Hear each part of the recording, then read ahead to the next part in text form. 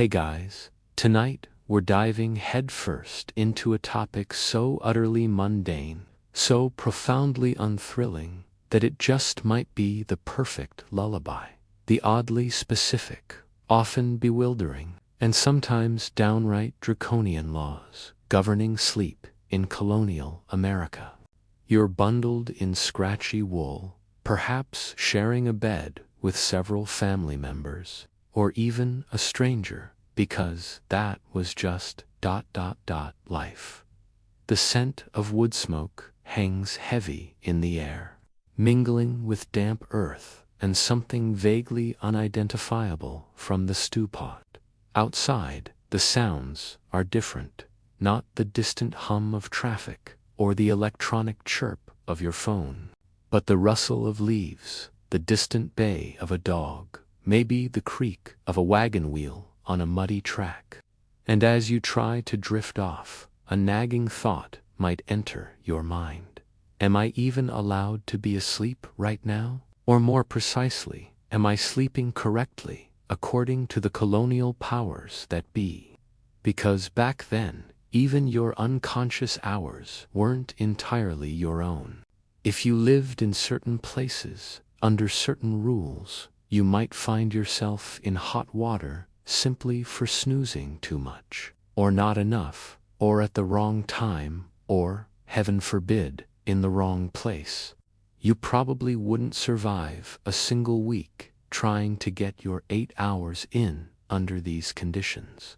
So, before you get comfortable, take a moment to like the video and subscribe, but only if you genuinely enjoy what I do here. Let me know where you're listening from and what time it is for you. Now, dim the lights, maybe turn on a fan for that soft background hum, and let's ease into tonight's journey together. We begin our drowsy descent into the past with the very bedrock of colonial life, particularly in the New England settlements, Puritanical sleep principles. These were not merely suggestions for a good night's rest. They were deeply interwoven with the fabric of their religious and social order. For the Puritans, life was a solemn affair, a constant striving for spiritual purity and a rejection of earthly idleness. Every action, every moment, was to be dedicated to God's glory, and that, naturally, extended even to the hours when one's eyelids were firmly shut. Too much sleep could be a sign of sloth, a cardinal sin. Too little, and you might be seen as shirking your duties or neglecting your health, which was also, somewhat paradoxically, a form of neglecting your God-given vessel. It was a delicate balance, much like trying to fall asleep on a particularly creaky bed during a thunderstorm. Their worldview dictated a life of industry and piety. You woke with the sun, not merely because there was no electric light to defy the darkness, but because the sun was God's clock, signaling the start of a day of labor and devotion. Your waking hours were for working, praying, and community building. Your sleeping hours, therefore, were not for luxuriating in dreams or indulging in late-night revelry, which, let's be honest, would have been difficult given the lack of net flix, but for necessary restoration to perform those duties. It was a utilitarian view of sleep, rather than one of comfort or personal indulgence. This isn't to say they despised comfort entirely, but comfort was often secondary to moral rectitude. Imagine your sleep tracker, not just counting steps, but assessing your moral fiber based on your slumber patterns. A truly terrifying thought for the modern insomniac, wouldn't you agree? One quirky tidbit illustrating this mindset is the common practice of bundling. While not a law, it was a widespread custom, particularly in areas like Pennsylvania and New England. This involved a courting couple sharing a bed, often with a board between them, or with one person sewn into a sack to prevent, well, untoward activities. The idea was to allow for prolonged, intimate conversation, a chance to truly get to know one another, perhaps even discuss theological points or farming yields, all while conserving precious firewood. It sounds absolutely wild to us now, like a truly awkward sleepover game, but for them, historians still argue whether bundling was truly effective in maintaining chastity, or if it was simply an elaborate charade. You can almost hear the sighs of exasperated parents trying to enforce the no touching the bundling board rule. The notion of wasting time was anathema. Therefore, any prolonged period of inactivity, including excessive sleep during the day, could be frowned upon or even subject to social, if not legal, pressure. Think of it less as a strict law against napping and more of a pervasive cultural expectation to always be doing. You were expected to rise early, be productive throughout the day, and retire at a reasonable hour, not to lounge in bed until noon. It's almost as if they foresaw the invention of the snooze button and legislated against its very existence. The idea of a lazybones was not just an insult, it was a societal threat. In a nascent colony, every pair of hands was needed, and every hour of daylight was a precious commodity.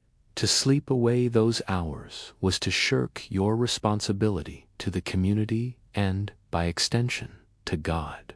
It creates a subtle, almost ambient pressure to be awake and working, even when all you truly desire is to pull the covers over your head and pretend the world outside doesn't exist. This deep-seated, puritanical drive for industry and piety led directly to some of the most rigid regulations concerning rest, specifically the Sabbath observance strictures. Imagine, if you will, that sweet, blissful feeling of Friday evening, the promise of a weekend stretching out before you. For the colonial Puritan, however, Friday evening often meant gearing up for an even more restrictive Saturday and Sunday.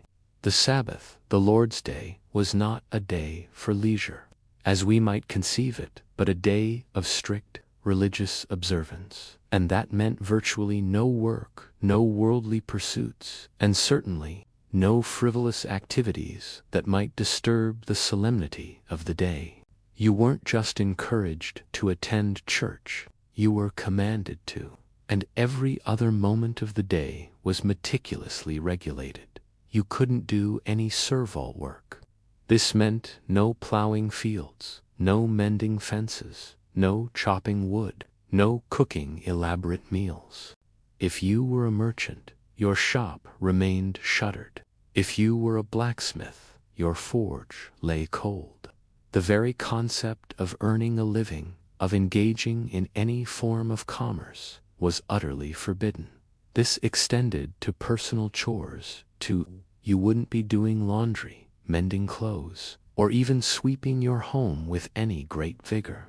It was a day designed for spiritual contemplation, for reflection, and for community worship. Think of it as the ultimate unplugged day, but enforced by the threat of public censure, or worse. The hum of colonial life, typically punctuated by the clang of hammers and the lowing of cattle, would fall into an eerie, almost sacred silence. One of the most famous examples of these strictures comes from early Massachusetts Bay Colony laws. These laws explicitly forbade travel on the Sabbath except for journeys to church or for absolute necessity, like fetching a doctor. You couldn't even take a casual stroll unless it was directly to or from a religious service, and certainly no leisurely rides in carriages or on horseback. Imagine planning a relaxing Sunday drive, only to be stopped by a stern-faced constable, who reminds you that your very act of enjoyment is an affront to God and community. It makes modern traffic jams seem like a joyous parade by comparison. Historians still debate the extent to which these laws were uniformly enforced, with some arguing that isolated communities might have had more relaxed interpretations, but the intent, at least, was clear. The Sabbath was for God, and your body and mind were to follow suit. Even less obvious activities were prohibited. Playing games, singing non-religious songs, dancing, or engaging in vain discourse were all considered violations. It was a day for reading scripture, for quiet reflection, and for attending lengthy church services that could last for hours, sometimes twice a day. Imagine trying to keep a small child still and silent through a 3-hour sermon, knowing that even a playful giggle could draw the stern gaze of the deacon. It sounds like a challenge, akin to trying to meditate in a room full of sugar-fueled toddlers.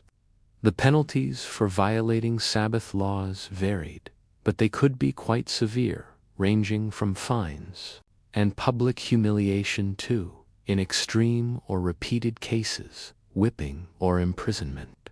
Imagine receiving a hefty fine simply because you decided to repair a leaky roof on a Sunday afternoon, deeming it an urgent matter. Or worse, being publicly shamed because a neighbor reported hearing you hum a jaunty tune that wasn't a hymn. The concept of rest here was entirely redefined. It wasn't about personal rejuvenation, it was about communal devotion. Your individual need for rest was subsumed by the community's obligation to honor God. This enforcement of quiet extended even to noises. Loud talking, shouting, or any boisterous behavior was discouraged on the Sabbath. The very air was meant to be still, respectful, and hushed. So, if you were trying to catch up on some much-needed sleep after a long week, you'd better hope your neighbors were as devout as the law intended. No raucous parties, no late-night gatherings, just the gentle hum of piety, or perhaps the quiet creak of your bed as you tried to find a comfortable position without making too much noise. The quiet was almost suffocating, wasn't it? It was a far cry from the modern Sunday morning, where the loudest sound might be the whir of your coffee grinder or the distant drone of a leaf blower. This deep control over public and private life, extending even into the supposedly peaceful hours of rest, underscores a fundamental difference in how colonial society viewed the individual versus the community. Your personal downtime, your choice of activity, even your very sleep, was not solely your own domain. It was part of a larger, divinely ordained structure, and stepping outside of that structure carried significant social and legal repercussions. It was a society that believed fervent regulation was the pathway to righteousness, and that even in slumber one could stray from the path. You might think, well, at least I could sleep in on a Monday. But given the relentless agricultural and domestic duties of colonial life, sleeping in was often less of a luxury and more of an impossibility, a concept that exists purely in the dreams of overworked modern humans.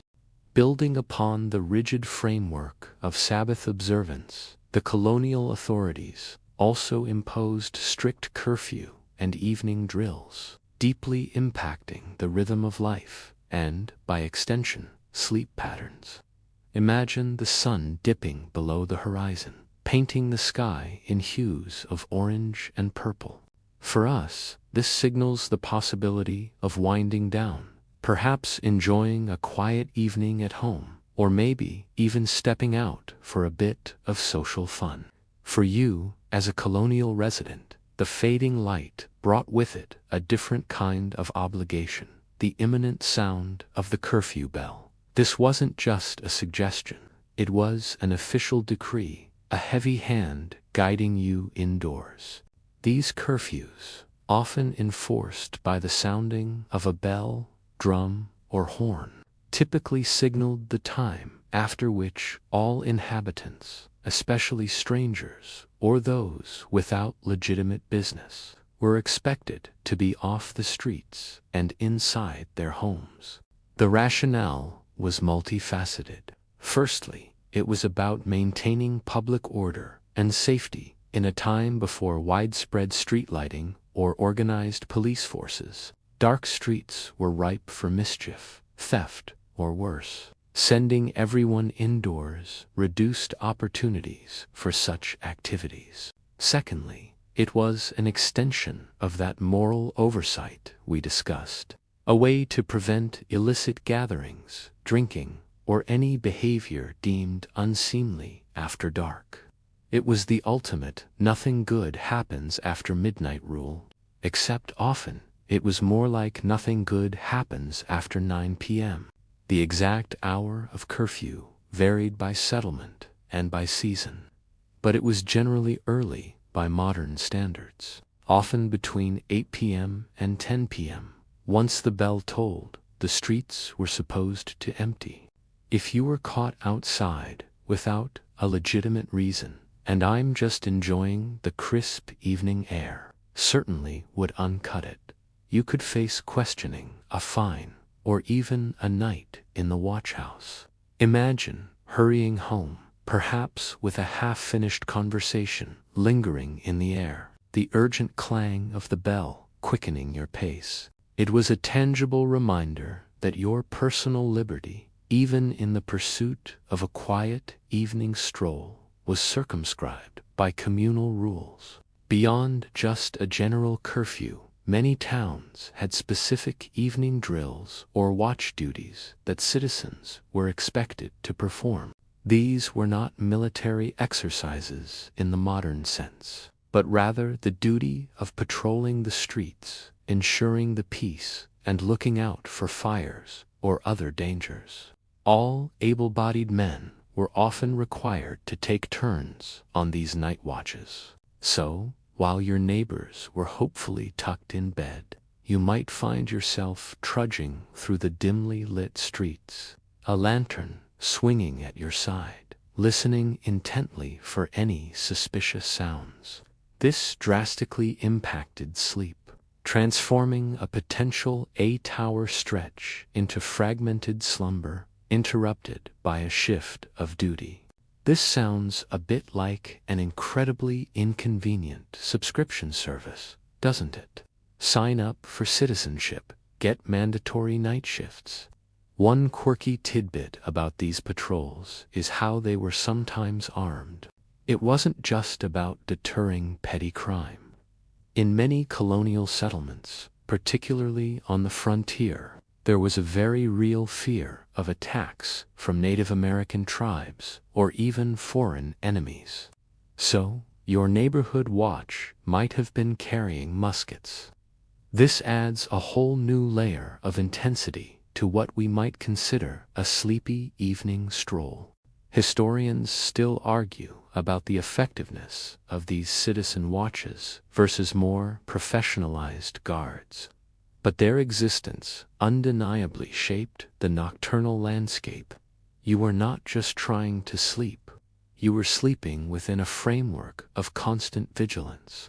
These evening drills also served a social purpose, reinforcing community bonds and a shared sense of responsibility.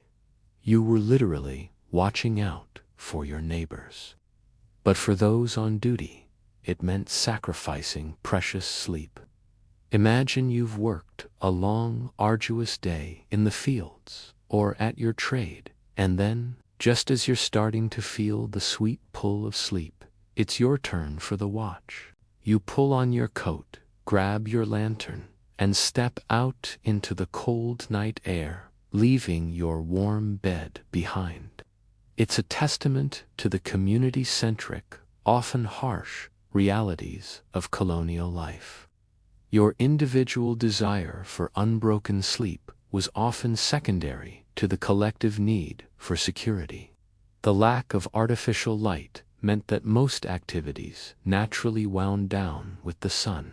Candles and oil lamps were expensive and provided dim illumination, making intricate work difficult. Socializing often ceased, and homes grew quiet. So, even without a strict curfew bell, the rhythm of nature dictated an earlier bedtime than we're accustomed to. The curfew laws simply formalized and enforced this natural winding down. It effectively created a society that was mostly asleep when the sun was down.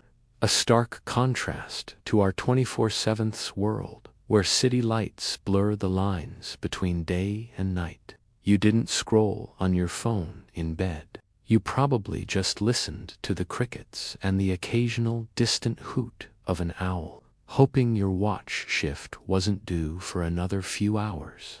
It truly puts a new spin on the phrase early to bed, early to rise, doesn't it? It wasn't just a saying. It was often a legal mandate. Emerging from the shadow of curfews and drills, we find that colonial authorities also enacted laws directly linking sleep and public order, demonstrating a pervasive belief that unrestrained nocturnal activity was a direct threat to societal harmony and moral rectitude. Imagine, if you will, the relative quiet of a colonial town once the curfew bell had rung. This wasn't just about getting people off the streets for safety. It was about ensuring that the silence of the night was unbroken by anything that might be deemed disorderly, your sleep. Or rather, the lack of it, due to the actions of others, was very much a communal concern. In many colonial settlements, particularly those founded on Puritan principles, any form of nighttime disturbance was seen not merely as an annoyance, but as a potential sign of moral decay or even subversive behavior.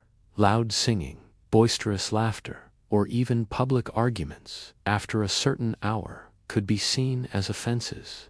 These weren't laws against specifically sleeping, but rather laws that created an environment conducive to it by suppressing anything that might disrupt the peace. It's almost as if the towns themselves had an enforced bedtime, and anyone who dared to ignore it was considered a public nuisance. Think of it as an extreme version of a quiet hours policy in a very old, very strict apartment building, where the landlord is the entire town government. Consider the laws against night walking or strolling. While sometimes tied to curfew, these also targeted individuals found aimlessly wandering the streets after dark without a clear, legitimate purpose. It wasn't just about being out past curfew. It was about the intent of being out. Someone wandering could be deemed a vagrant, a potential thief, or even someone engaged in immoral acts. Your simple desire for a breath of fresh air under the stars, unencumbered by a destination, might have landed you in trouble. It speaks to a deep-seated suspicion of unsupervised activity, especially under the cloak of darkness. Historians still argue about the precise motivations behind such stringent night-walking laws, with some suggesting a primary concern for property crime and others emphasizing moral policing.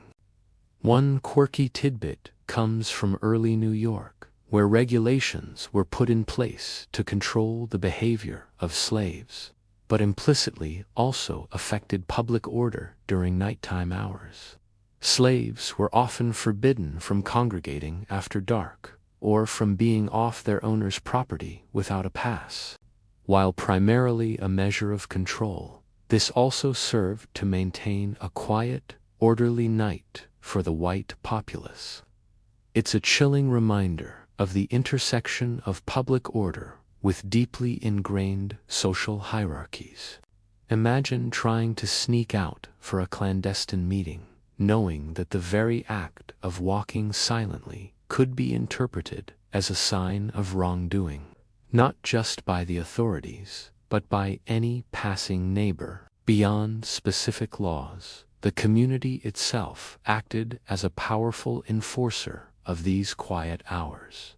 Neighbors were often expected, or at least encouraged, to report any disturbances. The concept of minding your own business was far less prevalent than it is today.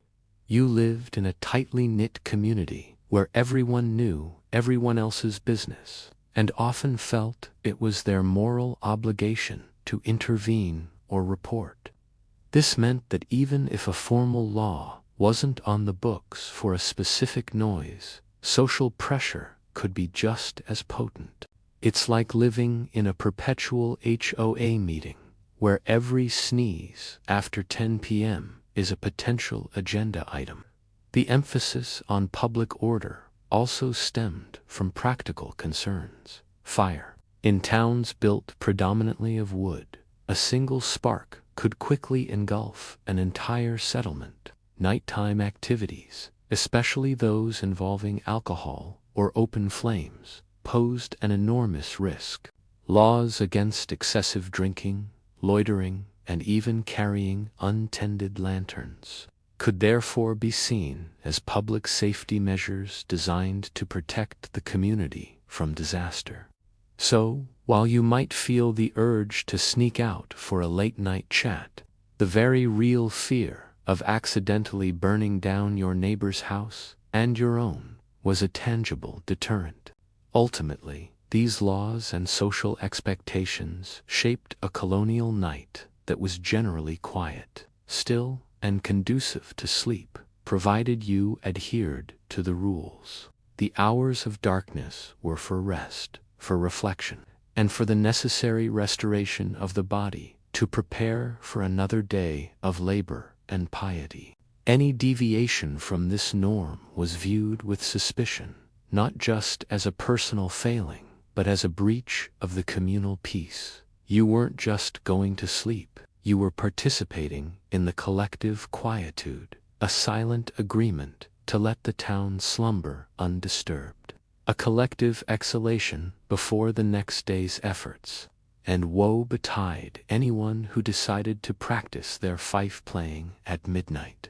Stepping away from the general population, we now turn our attention to a segment of colonial society whose sleep was governed not by community curfew bells, but by the relentless demands of their contracts.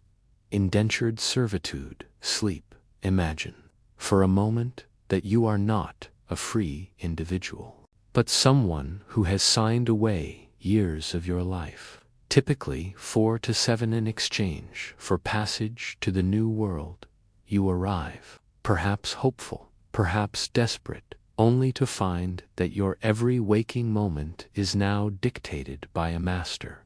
Your sleep, rather than being a personal necessity, becomes a commodity, a period of forced idleness that must be meticulously managed to maximize your labor.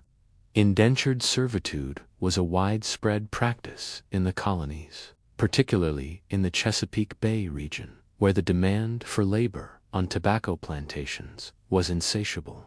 These individuals, often poor Europeans, essentially sold their future labor to pay for their transatlantic journey. Once ashore, they became part of their master's household, and their daily lives, including their rest, fell under the master's complete control. There were few, if any, specific laws dictating the quality of sleep, but rather laws and customs that ensured their availability for work during daylight hours and their presence at night. It's like an all-inclusive resort, where the inclusive part means you're always working, and the resort part is highly debatable. The legal framework around indentured servitude often focused on preventing runaways and enforcing the terms of the contract. This implicitly meant regulating sleep. A master had the right to retrieve a runaway servant, and the terms of service usually included provisions for extending the indenture. period if a servant ran away or became pregnant. These measures inherently incentivized masters to ensure servants were accounted for, particularly at night, and to prevent any nocturnal escapes. So, while no colonial statute explicitly stated, "Thou shalt sleep for precisely 6 hours and 37 minutes," the environment was structured to ensure you were resting enough to work, but not so much as to be unproductive or attempt an escape. Consider the practical realities. You might be sleeping on a straw mattress, perhaps on the floor, in a shared room, or even a communal bunkhouse. Your sleep wasn't about comfort, it was about efficiency. You rose before dawn, often by the sound of a bell or the master's call, and worked until dusk, sometimes even later by candlelight if the task demanded it. The hours of sleep you received were a direct consequence of the demands of the day's labor. If the harvest was in, you might get a bit more rest. If there was pressing work, you might get considerably less. It was a fluid, often harsh, schedule. Historians still argue about the average sleep duration of indentured servants, with estimates varying widely based on region, crop, and the disposition of individual masters.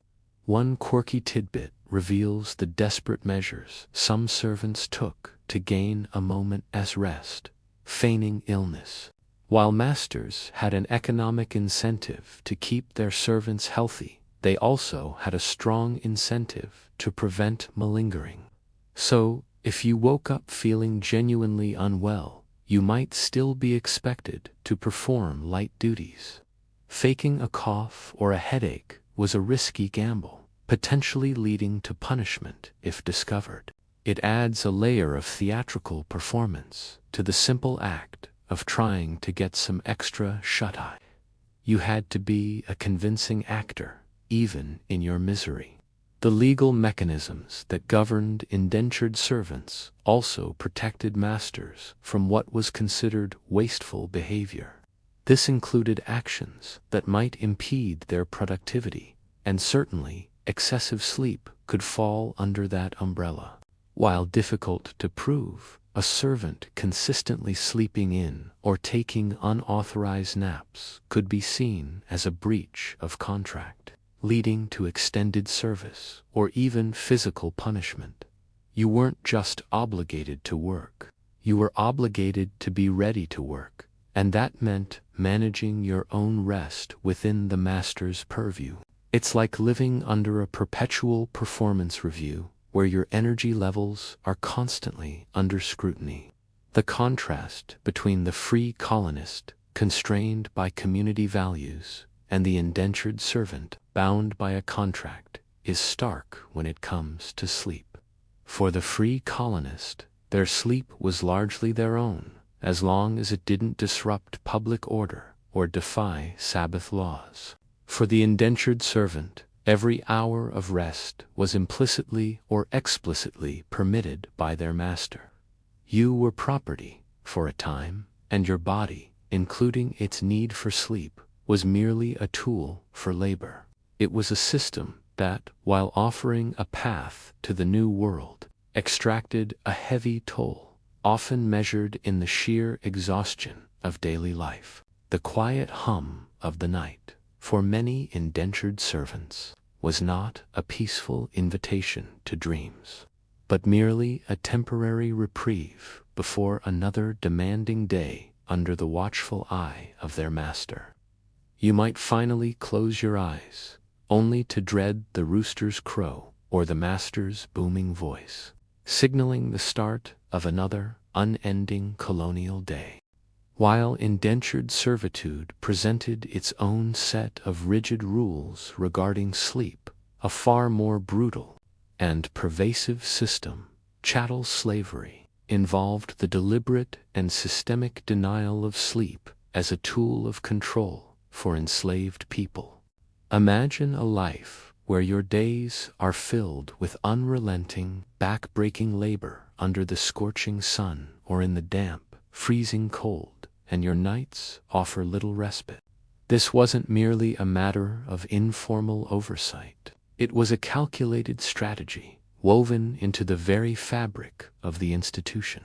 To break the spirit, prevent resistance, and maximize productivity. Your sleep was not a right. It was a privilege, sparingly granted, and often brutally curtailed. The laws concerning enslaved people were comprehensive and designed to strip them of their humanity, reducing them to property. While these laws rarely explicitly stated, enslaved persons shall receive X hours of sleep, the conditions they created inherently led to severe sleep deprivation. Slave codes across the colonies regulated every aspect of an enslaved person's life: their movement, their ability to gather, their access to education, and, by extension, their rest. For example, laws prohibiting enslaved people from gathering after dark without white supervision effectively eliminated any chance for genuine ration or extended rest once the sun went down.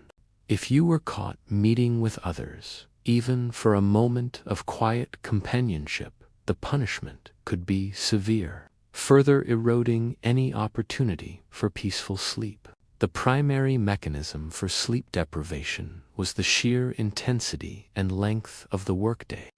On plantations, enslaved people were often roused before dawn, sometimes as early as 3 or 4 a.m., and worked until after sunset, often by the light of the moon or a fire. During harvest seasons, particularly for labor-intensive crops like cotton or sugarcane, the work could extend well into the night, leaving only a few hours for sleep before the cycle began anew. This brutal schedule left bodies utterly exhausted, making any sleep snatched in those fleeting hours a shallow, unrefreshing slumber. It's like running a marathon every day, then being told you can only rest for 2 hours before the next one. One mainstream historical fact that highlights this is the notorious cash system versus the gang system in plantation agriculture. Under the task system, common in rice-growing regions, enslaved individuals were assigned a specific amount of work for the day. Once completed, they ostensibly had the rest of the day to themselves, potentially allowing for more rest. However, this free time was often filled with personal chores, tending to gardens, or crafting goods to earn meager extra income. The gang system, more prevalent in cotton and tobacco fields, involved enslaved people working in groups under constant white supervision from dawn till dusk, leaving virtually no free time and severely limiting sleep. Historians still argue about which system was ultimately more detrimental to the enslaved person's well-being, though both were inherently cruel. A particularly chilling and quirky tidbit concerning sleep was the use of bells or horns to signal the beginning and end of the workday, often placed directly outside the slave quarters. These weren't gentle alarms. They were loud, jarring sounds designed to jolt tired bodies into immediate action.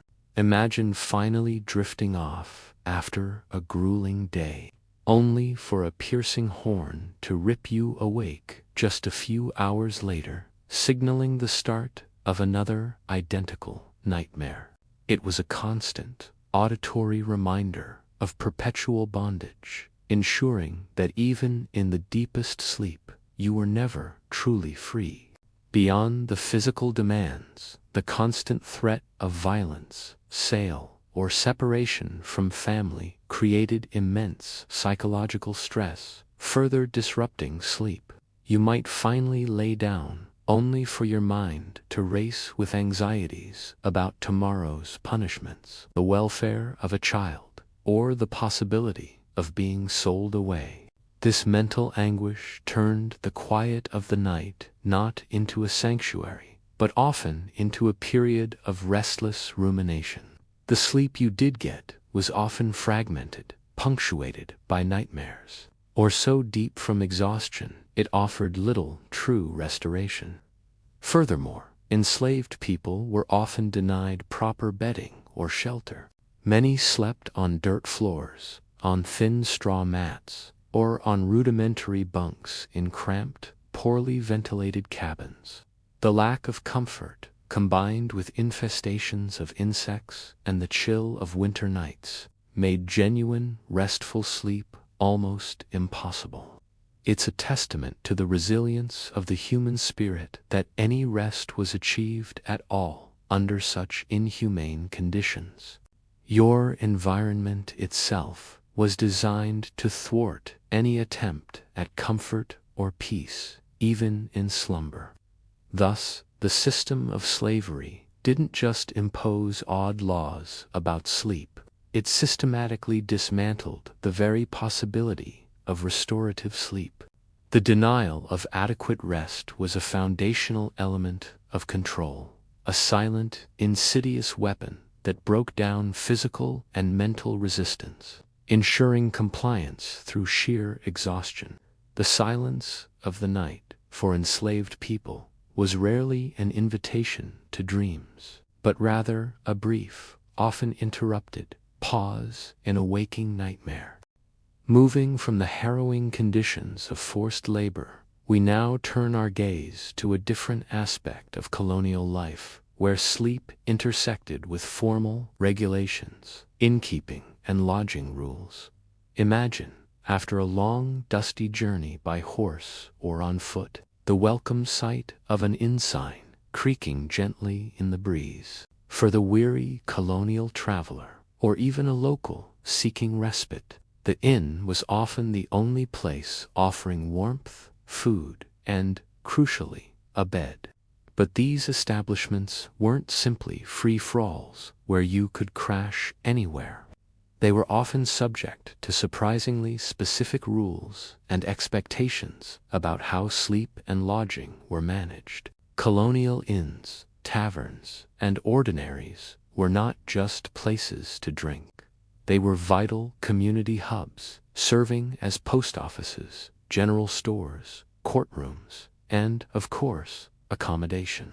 Given their multifaceted role, authorities were keen to regulate them, ensuring public order and moral conduct, even as patrons sought to unwind. These regulations indirectly affected sleep by dictating who could stay, for how long, and under what conditions. It was less about how you slept, and more about where and with whom you were permitted to lay your head. It's like a very early version of Yelp reviews, but instead of rating the food, the town council was rating your establishment's moral fiber and how well it kept people in line. One of the most common rules revolved around the licensing of inns. Innkeepers had to be licensed by the local authorities, and these licenses often came with strict conditions. For instance, many licenses stipulated that the innkeeper must provide good and wholesome entertainment, which included suitable lodging.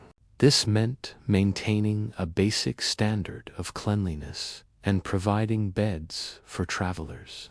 However, suitable was a relative term in the colonial era. You might find yourself sharing a large communal bed with several other travelers, sometimes even strangers of the same sex, or in some instances, even mixed sexes, if space was at an absolute premium. Privacy was a luxury few could afford or expect. Consider also the regulations aimed at preventing idleness and excessive drinking. While patrons were certainly allowed to drink, particularly after a long day's travel, laws often limited how long someone could tarry at an ordinary without conducting legitimate business, especially during working hours. This wasn't a direct sleep law, but it indirectly encouraged a structured use of the inn.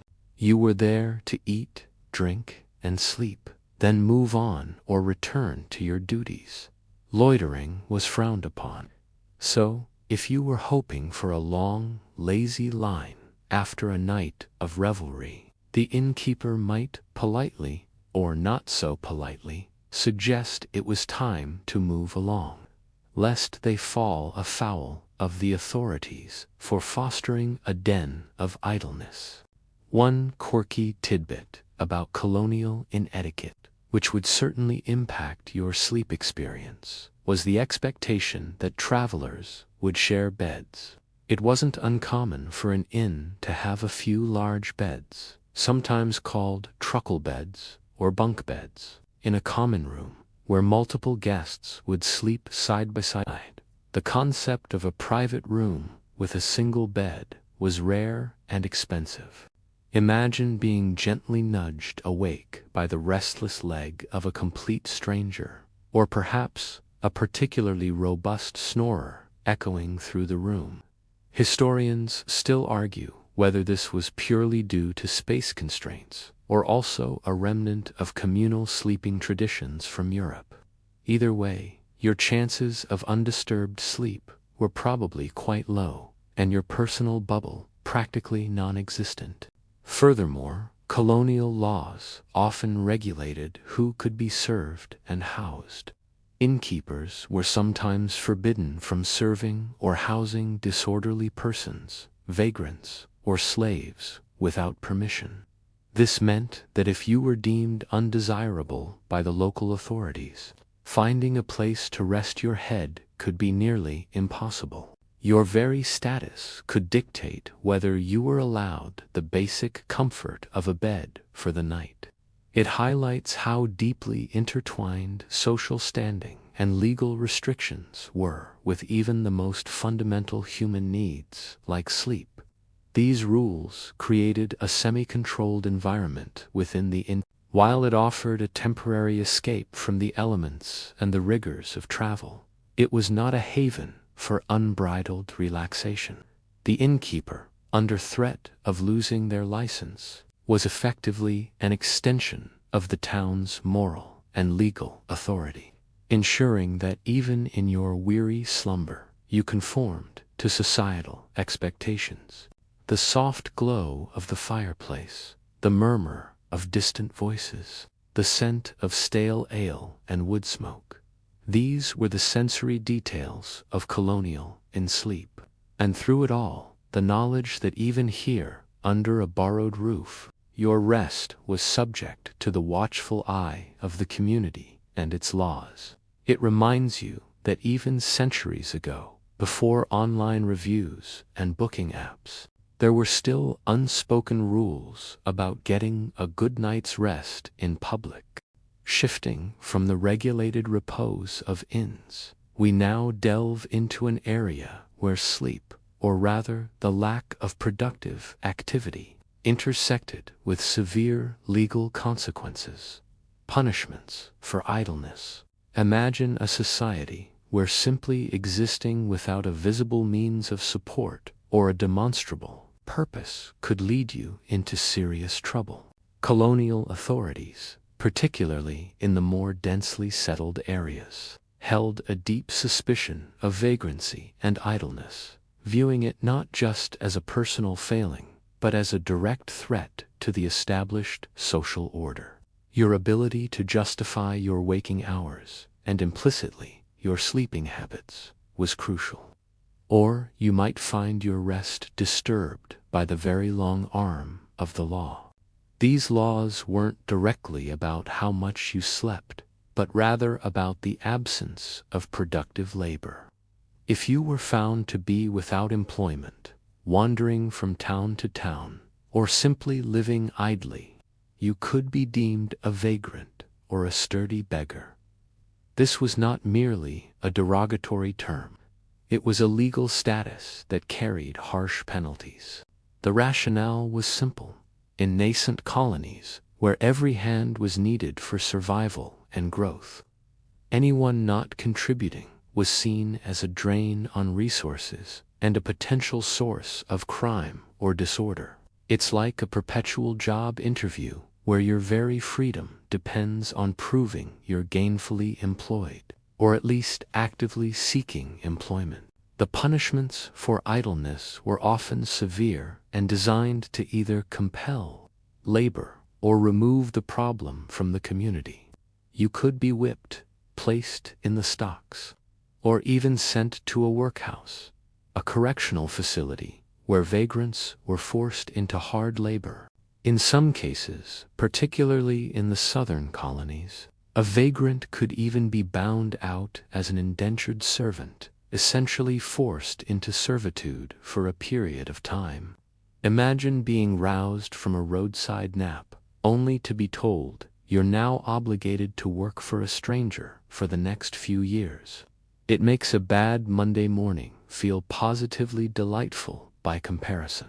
One mainstream historical fact illustrating this is the English Poor Laws, which were influential in shaping colonial attitudes and legislation.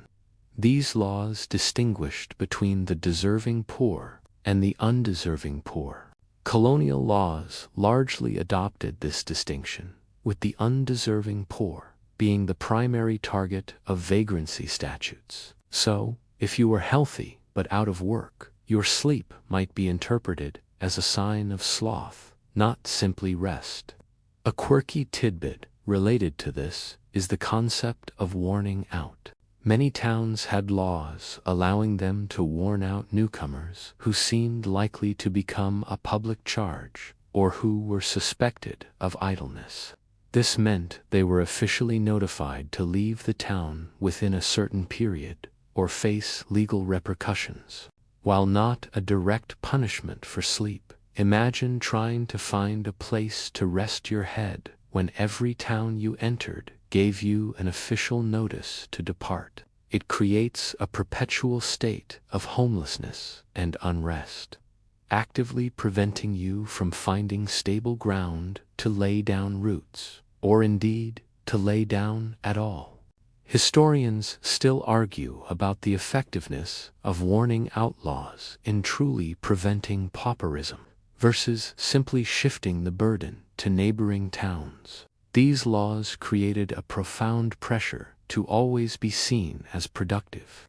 If you were a traveler, you'd better have a clear destination and purpose. If you were local, you'd better have a trade or be visibly engaged in agricultural labor. Any prolonged period of non-activity, even if it was simply resting or recovering, could draw suspicious eyes. The very act of appearing idle could be a legal liability. It fostered a culture where even your personal downtime was implicitly scrutinized for its usefulness. The severity of these punishments also highlights the scarcity of resources and the fragile nature of colonial society. Every individual was expected to contribute to the collective good. A non-contributor was seen not just as a burden, but as a threat to the community's survival. So, while you might fantasize about a leisurely afternoon nap in a quiet meadow, the underlying societal expectation was one of constant engagement and visible utility. The peaceful hum of the afternoon, for some, was not an invitation to slumber, but a reminder of the ever-present demand to be productive, lest your rest be forcibly interrupted by the constable. It's a sobering thought. Even in your dreams, you might not have been truly free from the specter of colonial productivity. As the colonial towns expanded and the threat of disorder, fire, and crime loomed, the need for vigilance intensified, leading to the formalized presence of watchmen and night patrols. Imagine the oppressive darkness of a colonial night, broken only by the distant hoot of an owl or the faint glow from a few scattered hearths. Suddenly, a rhythmic tread, the low murmur of voices, and the soft clink of equipment approach. It's the town watch, and their duty directly impacted everyone's sleep. Whether you were tucked safely in your bed or, perhaps, trying to sneak out for some forbidden late-night activity, these watchmen, often ordinary citizens taking turns as part of their civic duty, or later, paid municipal employees were the colonial era's closest equivalent to a police force during the night. Their primary role was to keep the peace, which encompassed a wide range of responsibilities.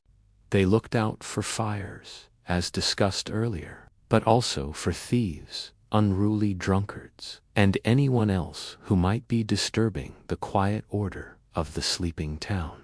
Their presence was a constant, though usually distant, reminder that even in the deepest hours of the night, the community was watching, listening, and maintaining its grip on public behavior. Their patrols were typically quiet, designed to be observant rather than disruptive. They would walk the streets, checking doors and windows, listening for unusual noises, and perhaps calling out the hour to reassure the sleeping inhabitants that all was well. This hourly call, "All's well and a good night," or similar phrases, would drift through the stillness, a reassuring, yet also slightly intrusive, sound in the quiet dark. For many, it was a familiar part of the nocturnal soundscape, a gentle, rhythmic chime that could either lull you further into sleep, or, if you were a light sleeper, briefly stir you. It's like having a very polite but omnipresent security guard who occasionally announces their presence. One mainstream historical fact about these watchmen is their evolution from voluntary citizen patrols, mandated by law, to more formalized, paid positions in larger cities like Boston, New York, and Philadelphia by the 18th century. Initially, every able-bodied male citizen was expected to take turns on the watch, a duty that inevitably fragmented their sleep, as we touched on earlier. As towns grew, this became impractical, leading to the development of a more professionalized, albeit still limited, night watch. This shift meant that fewer citizens directly suffered fragmented sleep, but the oversight remained. A quirky tidbit concerns the effectiveness of these watchmen. While their presence was intended to deter crime, they were often lampooned in contemporary accounts for being old, sleepy, or easily bribed. Stories abound of watchmen falling asleep on duty, or being more interested in a warm drink than actively patrolling. Imagine relying on a group of tired, possibly elderly men to protect your town from all manner of nighttime threats. It adds a touch of gentle humor to what was, for many, a serious issue. Historians still argue about the true impact of these early watch systems on crime rates, with some suggesting their primary value was symbolic. The watchmen also played a role in enforcing the curfews we discussed. If they encountered someone out after the curfew bell, they had the authority to question them, ascertain their legitimate purpose, or, if unsatisfied, apprehend them. This made the act of being out after dark a calculated risk, ensuring that most people stayed indoors, thereby contributing to the desired quiet of the night. So, if you were contemplating a clandestine meeting or a secret escape, the rhythmic footsteps and distant calls of the watchman were a very real deterrent, urging you back to your bed. Ultimately, the presence of watchmen and night patrols created a unique nocturnal environment for colonial sleep. For most, their patrols offered a sense of security, allowing for a deeper rest free from immediate worries about crime or fire. But for those on duty, or those who sought to defy the rules of the night, the watchmen were a disruptive force, actively shaping their sleep patterns. The night was never truly silent. It was punctuated by the sounds of vigilance, a constant reminder that even in the perceived privacy of your own home, the communal gaze extended beyond the waking hours, ensuring that the town's collective slumber remained undisturbed, at least by human hands. It's a paradox, isn't it? The very people designed to help you sleep better were also the ones occasionally interrupting your dreams with their periodic shouts into the darkness. Having explored the watchful eyes of the night patrols, let's now settle into the very substance of colonial rest by discussing bedding and comfort standards. Imagine, as you prepare for sleep tonight, the softness of your mattress, the clean crispness of your sheets, and the reassuring warmth of your duvet. Now, gently set that image aside. In colonial America, the reality of where and how you slept was far removed from our modern notions of comfort. And while there weren't specific laws mandating discomfort, the standards of the day, shaped by economics and available resources, implicitly dictated a sleep experience that would likely leave many of us yearning for a memory foam mattress and a blackout curtain. The concept of a private, individual bed was largely a luxury. For most colonial families, beds were often shared, not just by spouses, but by multiple children, or even by unrelated individuals in larger households or inns, as we touched upon earlier. A typical colonial home might have a few beds in various rooms, and their quality varied wildly based on wealth. The poorest families might sleep on straw or rags laid directly on the floor, or on simple wooden frames with rudimentary support. You might feel every lump and bump, a constant reminder of the physical realities of the era. For those with more means, the most common type of mattress was a straw tick or featherbed. A straw tick was exactly what it sounds like: a large cloth bag filled with straw, chaff, or dried leaves. While initially plump, these quickly compressed and became lumpy, requiring regular restuffing and airing to prevent mildew and vermin. A featherbed, the more luxurious option, was filled with feathers or down, offering a softer, warmer sleep, but was significantly more expensive. Imagine the constant rustle of straw every time you shifted, or the faint, musky scent of old feathers. These were not the silent, odorless sleep surfaces we're accustomed to. Bed frames themselves were often simple rope beds, where a network of ropes crisscrossed a wooden frame to support the mattress. These ropes needed to be tightened regularly to prevent the bed from sagging, giving rise to the phrase "sleep tight," a literal instruction for a more comfortable night. Picture yourself, just as you're drifting off, realizing your bed has developed an alarming sag, and knowing you'll have to deal with it first thing in the morning, or perhaps even get up to tighten the ropes in the dark. It adds a whole new dimension to your pre-sleep checklist. As for bedding, sheets were typically made of linen or coarse, homespun cloth, far from the high thread count cotton we cherish today. Blankets were often woolen, heavy, and sometimes itchy. Pillows, if available, might be stuffed with feathers or even straw. There was a practicality to it all. Warmth was paramount in unheated or poorly heated homes, and durability was essential given the difficulty of producing textiles. So, while you might fantasize about a silken duvet, the reality was a coarse, woolen blanket that sometimes felt like it was trying to sandpaper your skin smooth. One mainstream historical fact regarding colonial bedding is the importance of the bedstead itself as a valuable piece of furniture. Often mentioned specifically in wills and inventories, a good bed and its hangings could represent a significant portion of a household's wealth. This indicates that while the internal comfort might have been rudimentary, the bed's external appearance and its role as a status symbol were significant. A quirky tidbit concerns the presence of vermin. No matter the social class, fleas, bedbugs, and lice were an inescapable part of life.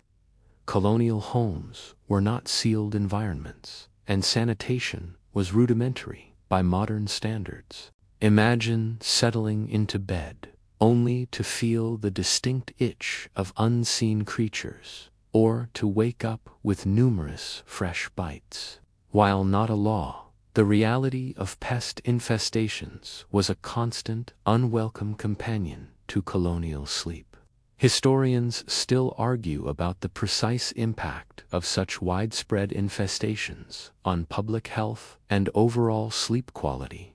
Perhaps the best sleep you could hope for was one so deep that the critters simply did unbother you. In essence, colonial bedding and comfort standards dictated a far more Spartan, and often less hygienic, sleep experience than we are accustomed to. Your bedroom might have been a common room, your mattress a sack of straw, and your comfort a relative term defined by the absence of extreme cold or immediate danger. The quiet of the night might have been punctuated by the sounds of the house settling, the distant baying of a dog, or the persistent rustle of straw beneath you. It reminds us that luxury, in many ways, is a very modern invention, and that, for most of history, a warm, dry place to lay your head was comfort enough. You might finally close your eyes, only to feel a subtle itch, a friendly reminder from your tiny bedmates that you are, indeed, in colonial America. Let's now delve into the fascinating, if sometimes bewildering, realm of medical views on sleep prevalent during that era.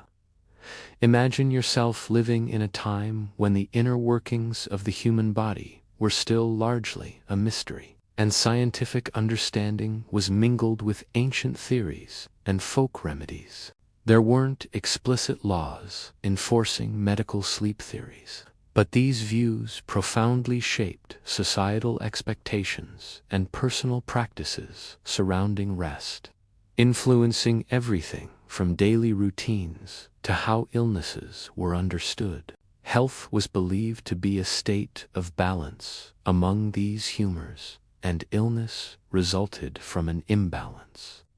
Sleep, in this framework, was seen as a period during which the body underwent various internal processes to restore this humoral equilibrium. Too much sleep or too little could disrupt this delicate balance, leading to a range of ailments. For example, excessive sleep might be interpreted as a sign of an overabundance of phlegm, making one sluggish and prone to lethargy. It's like having an internal doctor constantly assessing your bodily fluids based on your nap schedule. Doctors and lay practitioners alike often prescribed sleep, or, if you had a fever, rest might be encouraged to cool the body. But sometimes purging therapies, which involved bloodletting or vomiting, were used to restore balance, which would obviously disrupt any peaceful slumber. The advice was often contradictory, and sometimes, frankly, horrifying.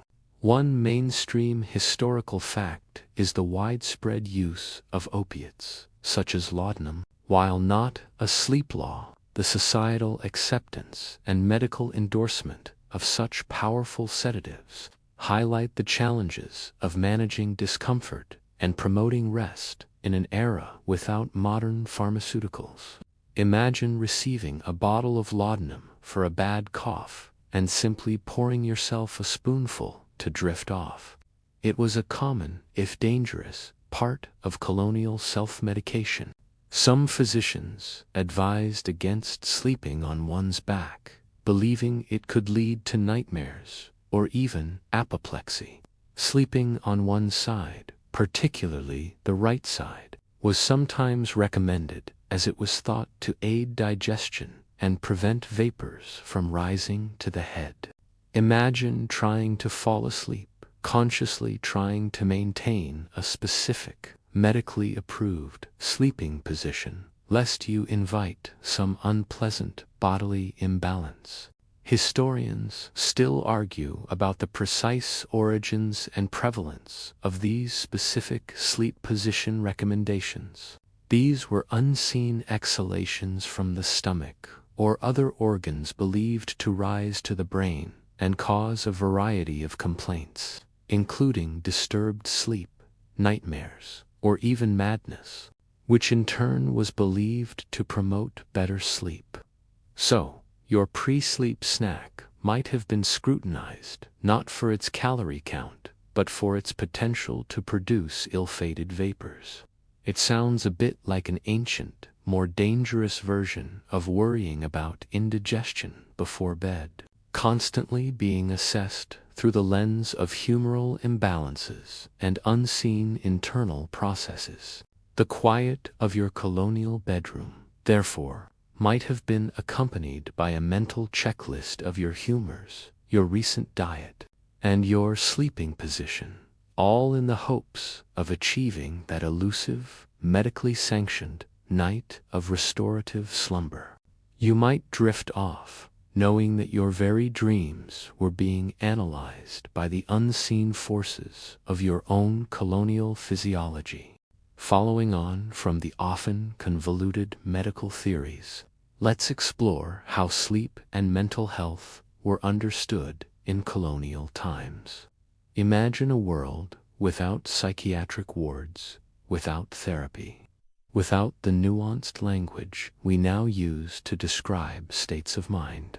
Yet, people still experienced mental distress, and sleep, or the lack thereof, was frequently seen as both a symptom and a cause of such conditions.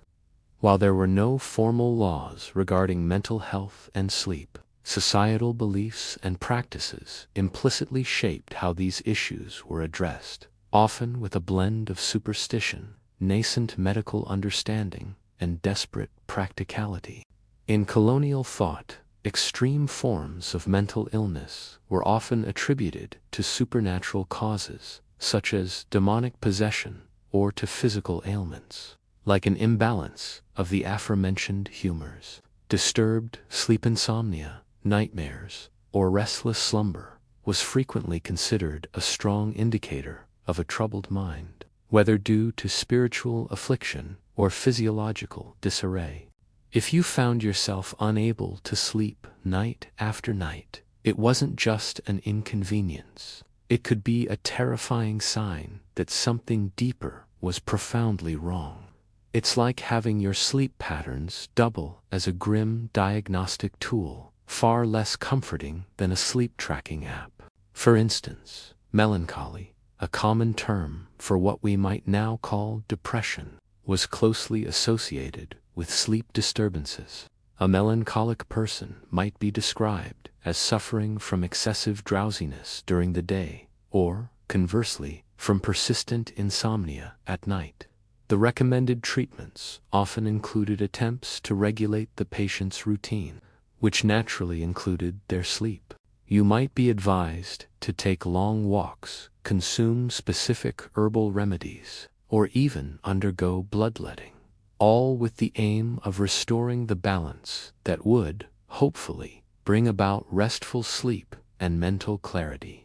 Imagine being prescribed a leech for your anxiety-induced insomnia. One mainstream historical fact is the common colonial practice of keeping a vigil by the bedside of a mentally distressed individual, particularly if they were thought to be experiencing delusions or mania.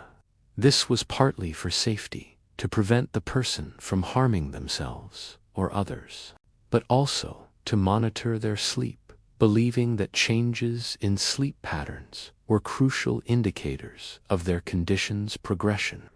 It was a crude form of observation, often undertaken by family members, highlighting the community's immediate, albeit limited, response to mental health crises. A quirky tidbit concerns the use of sleep drafts, or sedatives, often containing opium or other herbal concoctions, to force sleep upon those deemed mad or highly agitated.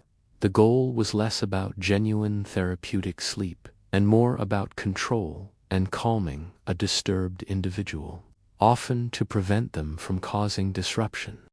Imagine being so distressed that the only solution offered was to essentially drug you into unconsciousness, a desperate measure that might have offered a temporary reprieve for caregivers, but little true healing for the sufferer.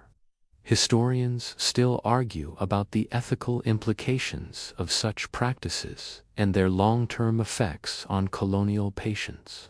The concept of a sound mind in a sound body was also prevalent, implying that physical health and mental well-being were intrinsically linked. Therefore, maintaining regular habits, including a proper sleep schedule, was seen as essential for both. Neglecting one's rest could be viewed not just as a physical failing, but as an opening for mental distempers to take hold. So, if you were found to be constantly sleep-deprived, it might lead to concerns not just about your physical exhaustion, but about your very sanity. Furthermore, colonial society generally lacked specialized institutions for mental health care. Individuals suffering from severe mental illness were often cared for by their families, or, if they became too difficult to manage, confined to almshouses, poorhouses, or even jails. In these settings, comfort and proper sleep would have been secondary to containment and basic sustenance. The quiet of the night, for someone confined in such a place, might have been filled with their own racing thoughts or the disturbances of others, far from any possibility of peaceful slumber. Thus, colonial perspectives on sleep and mental health were deeply intertwined with broader societal beliefs about morality, physical humors, and public order. Sleep was a mirror to the soul and the body, and its disruption was a cause for concern, often leading to interventions that were more about control and containment than genuine understanding or therapeutic care. The anxious colonial mind, struggling to find rest, existed in a world where answers were scarce, and the quiet hours offered little escape from the internal turmoil. Having explored the weighty medical and mental health views on sleep, let's lighten the tone slightly and consider children's sleep routines in colonial America. Imagine yourself, a small colonial child, living in a household where space is at a premium and the concept of a separate, private bedroom for each child is almost unheard of. Your bedtime, and indeed your entire sleep experience, was a fascinating blend of practicality, parental discipline, and the pervasive societal values of the era. Unlike today, where parents might meticulously craft elaborate bedtime routines involving stories, lullabies, and carefully chosen sleepwear, colonial children's sleep was often far less individualized. Children were seen as miniature adults, expected to contribute to the household economy from a young age. This meant their sleep routines were often dictated by the demands of the day's labor and the needs of the larger family unit. You weren't simply sent to bed. You probably just fell asleep wherever you were once the day's duties were done, or when the last candle was snuffed out. Communal sleeping arrangements were the norm. It was common for several children, sometimes even siblings of varying ages and genders, to share a single bed or sleep on trundle beds pulled out from beneath larger beds. In smaller homes, children might even sleep in the same room as their parents or in a common living area. Privacy, as we know it, simply didn't exist. Imagine trying to get a decent night's sleep with 2 or 3 siblings jostling beside you, perhaps kicking in their sleep or whispering secrets long after the adults thought you were asleep. It sounds less like a peaceful slumber and more like a very intimate, slightly chaotic sleepover every single night. Discipline played a significant role in colonial child rearing, and this extended to bedtime. Children were expected to be obedient and quiet. There wasn't much room for protests or prolonged negotiations about staying up late. Once bedtime was called, you were expected to comply, often with the implicit understanding that disobedience would lead to swift and firm consequences.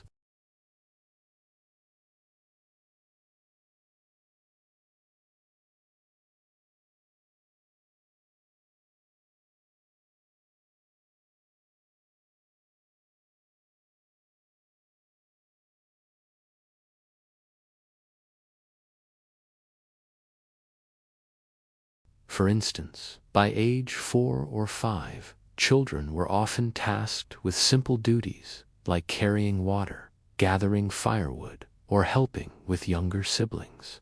This early start to labor naturally meant an early end to the day, ensuring children were tired enough to fall asleep without much fuss. Their bodies were often simply too exhausted to argue.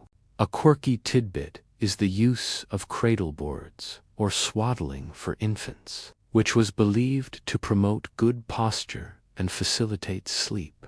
Infants were often tightly wrapped in cloth and secured to a board, limiting their movement. While this might seem restrictive to us, it was a common practice, believed to keep the baby calm and secure, and perhaps make them less prone to waking up themselves or others. Imagine being a tiny colonial baby, effectively a human burrito, completely unable to flail your limbs. Historians still argue about the long-term developmental effects of such restrictive swaddling. Furthermore, the lack of consistent artificial lighting meant that daily rhythms were closely tied to the sun. Children, like adults, rose with the sun and wound down as darkness fell.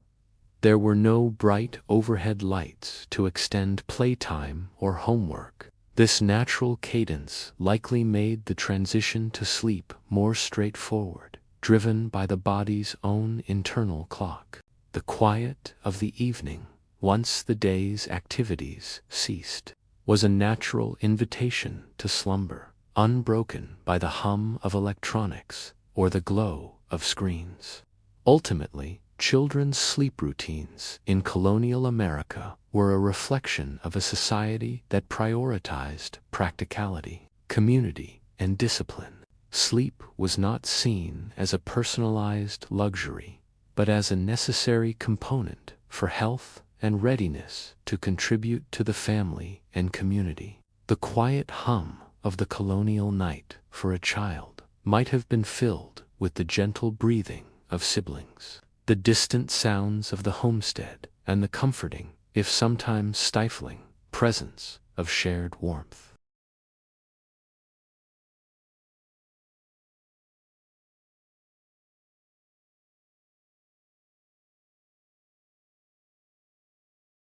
From the communal slumber of children, let's now consider how sleep was viewed through the lens of gendered sleep expectations in colonial America.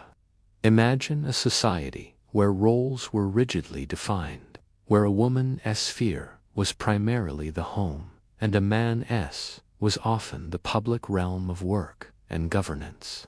These deeply ingrained gender roles, subtly and sometimes explicitly, shaped expectations about who slept, when they slept, and even how they slept.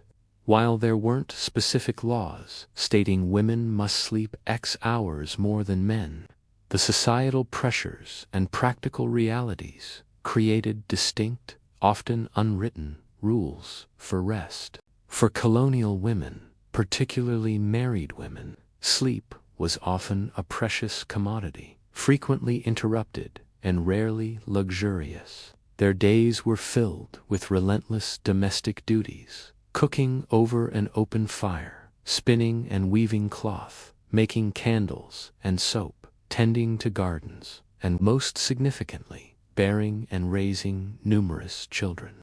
This constant cycle of childbearing and childcare meant that women's sleep was routinely fragmented by infant feedings, comforting crying children, or tending to sick family members.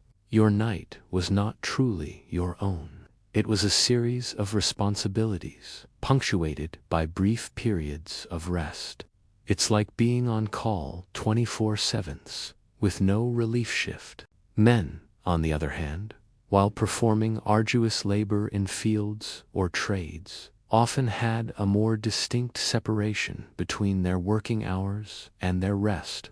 Once they returned from the fields or closed their shops, their evening hours might offer a clearer path to uninterrupted sleep, free from the immediate demands of childcare or household emergencies. While they might still be roused for night watch duties or emergencies, the constant low-level interruption that characterized women's sleep was generally less common for men.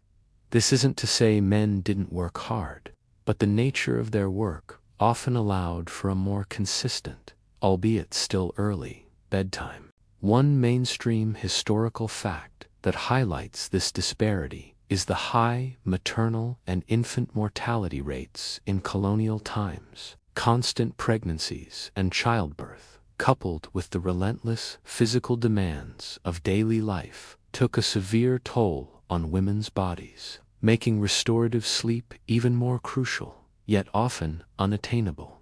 The expectation was simply that women endured these demands, and their bodies, including their sleep patterns, adapted. A quirky tidbit that touches on the subtle gendered expectations revolves around the concept of lying in after childbirth.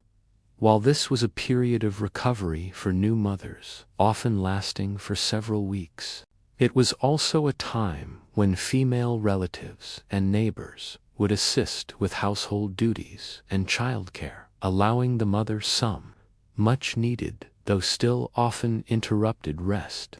It was a communal recognition of the physical toll of childbirth, and a brief, culturally sanctioned period where a woman's primary duty was recovery rather than relentless labor. Historians still argue about the true effectiveness of lying in providing adequate rest, given the inherent limitations of colonial hygiene and medicine. Furthermore, societal expectations of modesty and decorum also subtly influenced sleep. While communal sleeping was common, particularly in lower-class households, there were often unwritten rules about how men and women shared spaces, even if beds were shared with family members. This could range from specific arrangements of bodies in a shared bed to the use of bed curtains, to create a modicum of privacy within a shared room. Imagine navigating the subtle social cues and spatial negotiations simply to find a place to lay your head without causing offense or awkwardness. The quiet of the colonial night for a woman was often filled with a different set of sounds than for a man. The soft cries of an infant, the rustle of a child stirring, or the quiet domestic tasks that could only be done once the main household was asleep. For men, it might have been the distant hoot of an owl, or the rhythmic breathing of a peacefully sleeping family. Soundscapes underscore the different burdens and expectations placed upon each gender, even in the supposedly universal act of sleep. In essence, while no specific sleep laws were exclusively for one gender, the deeply embedded gender roles and the practical realities of colonial life created distinct, often unequal, sleep experiences.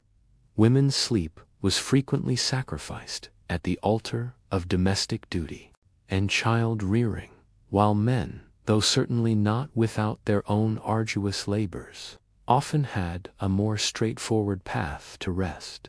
It reminds us that even something as fundamental as sleep is often shaped by the unspoken rules and societal structures of an era. You might close your eyes, knowing that your ability to truly rest was not just about personal exhaustion, but about the very role you played in the colonial world. From the gendered realities of colonial rest, let's now briefly broaden our perspective and consider Native American sleep practices. Imagine a world beyond the direct imposition of European colonial laws. A landscape where indigenous communities lived according to their own ancient traditions, rhythms, and understandings of the human body and its need for rest. While the scope of this discussion is primarily colonial laws, it's crucial to acknowledge that diverse cultures existed alongside and were ultimately impacted by the encroaching European settlements. Their sleep patterns, rooted in deep ecological and spiritual connections, often stood in stark contrast to the rigid, often punitive, colonial norms. Indigenous sleep practices across North America were incredibly diverse, reflecting the vast array of cultures, climates, and subsistence strategies. However, a common thread among many pre-contact Native American societies was a more flexible, polyphasic approach to rest, rather than the monophasic pattern that became dominant in industrialized Western societies. This was largely dictated by the rhythms of hunting, gathering, farming, and community life, which often required vigilance or activity at various times of the day and night. You might find yourself sleeping for a few hours, waking to attend to a task or social gathering, and then returning to sleep, a pattern far more adaptable than the Puritanical insistence on a solid block of nighttime slumber. Consider, for example, the practices of hunter-gatherer societies. A hunting party might set out before dawn or remain vigilant through the night, taking short periods of rest as needed. Similarly, communal activities might extend into the evening, with individuals drifting off and waking as their personal needs or the needs of the group dictated. This fluidity meant that sleep was integrated into the flow of life rather than rigidly separated from it. It's almost like a built-in power nap culture, where rest was taken opportunistically rather than by strict schedule. One mainstream historical fact highlighting a difference is the absence of elaborate, fixed sleeping structures, like European beds, among many Native American groups.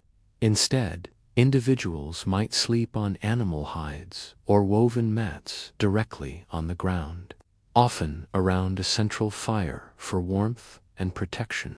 This reflected a nomadic or semi-nomadic lifestyle where portability and adaptability were key. Your bedroom was wherever you laid your mat, and your bed was often a simple arrangement of natural materials. A quirky tidbit concerns the spiritual significance of dreams among many Native American cultures. Dreams were often seen not just as random neurological events, but as important messages, prophecies, or guidance from the spirit world.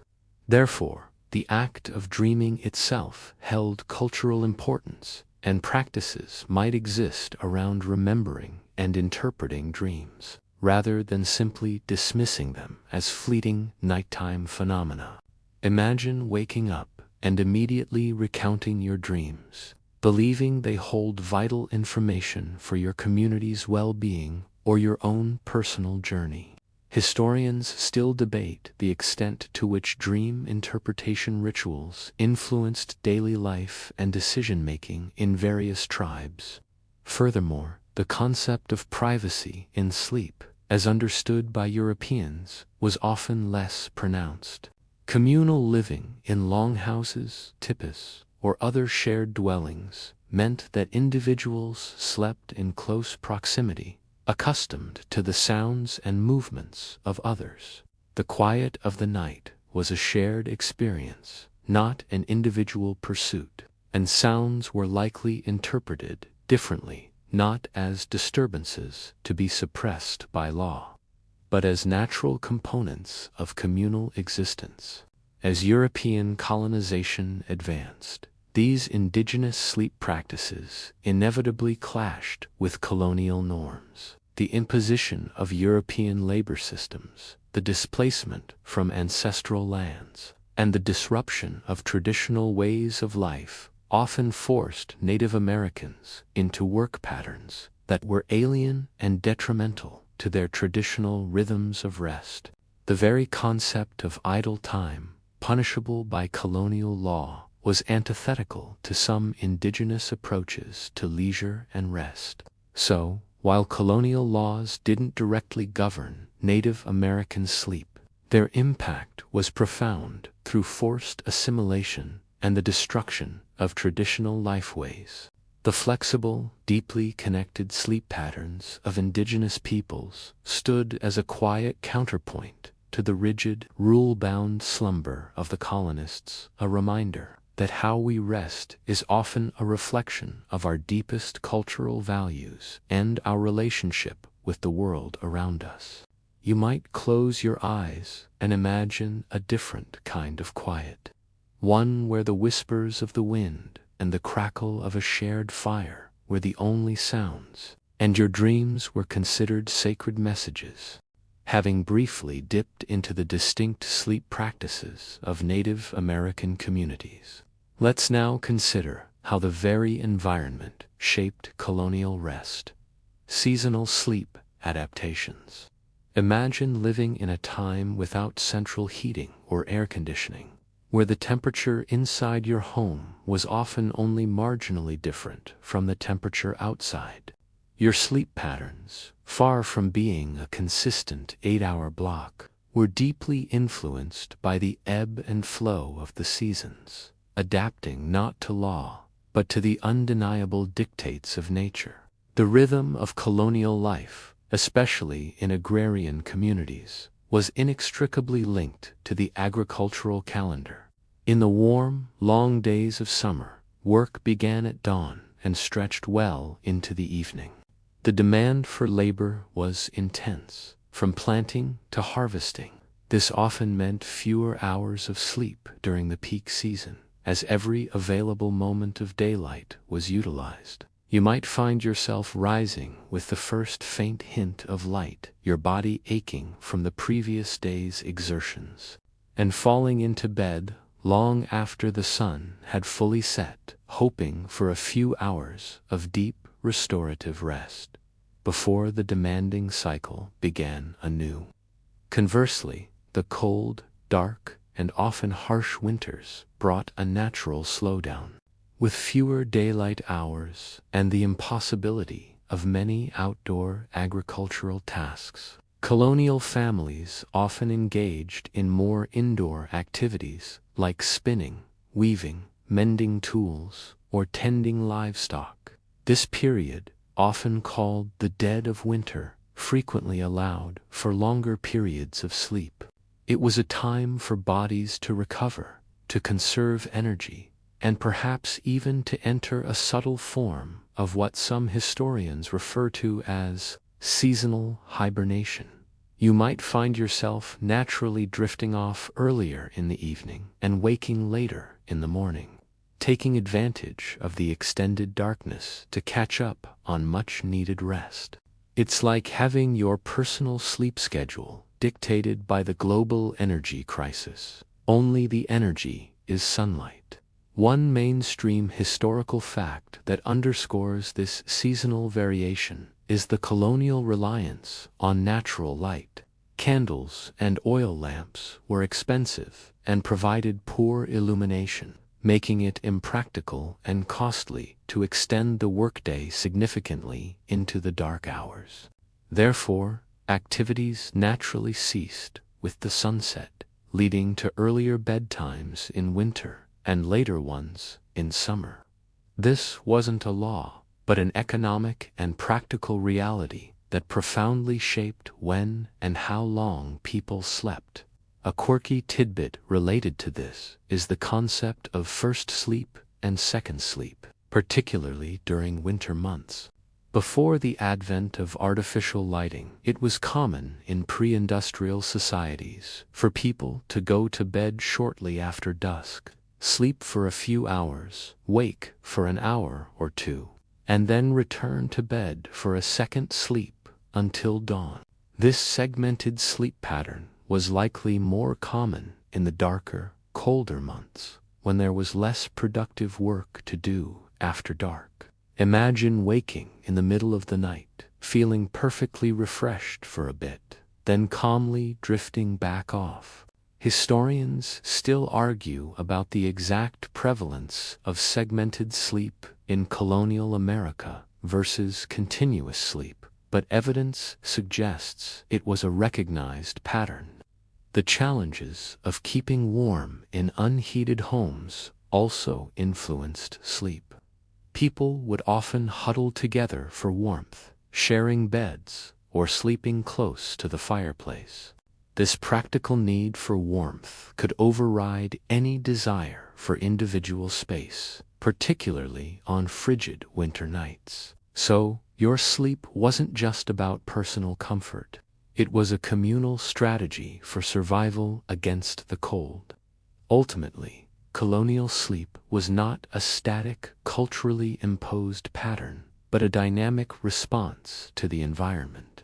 The rhythm of the sun, the demands of the harvest, and the biting chill of winter all conspired to shape how colonists rested. There were no laws telling you to sleep more in winter or less in summer, but the very nature of existence in colonial America dictated a profound adaptation to the seasonal changes, proving that even in the quiet of slumber, you were deeply connected to the natural world around you. You might close your eyes and feel the chill of the winter air creeping under the door, or the humid warmth of a summer night, each sensation subtly guiding your body into its season-appropriate slumber. From the seasonal shifts in slumber, let's now cozy up to the hearth and discuss fireside sleeping habits. Imagine a cold colonial evening, the only reliable source of warmth radiating from the flickering flames within the large stone fireplace. In homes that lacked central heating, the hearth was the heart of the dwelling, not just for cooking, but also for staying warm. This vital function profoundly influenced where and how people slept, often leading to informal yet deeply ingrained practices around resting close to the warmth. There were no laws mandating you sleep by the fire, but necessity, comfort, and safety implicitly shaped this widespread habit. For many colonial families, particularly in colder climates and poorer households, sleeping near the fireplace was less of a choice and more of a practical imperative. Beds might be placed in the same room as the hearth, or even directly adjacent to it. Children, in particular, might often be found sleeping on trundle beds or mats pulled out onto the floor near the warmest spot. The radiant heat was a comforting balm against the biting chill that seeped through thin walls and drafty windows, making the difference between a restless, shivering night and one of relative comfort. It's like having a very specific, historical sweet spot for warmth, and everyone gravitates towards it. Consider the layout of a typical colonial home. Often, there was one main room that served multiple purposes: kitchen, living area, and sometimes even bedroom. The fireplace was central to this space. As darkness fell and temperatures dropped, family members would naturally cluster around the heat source. This communal warmth fostered a sense of togetherness, even in sleep, as bodies shared their heat in a more literal sense. Your personal sleeping area might have been defined less by walls and more by your proximity to the embers.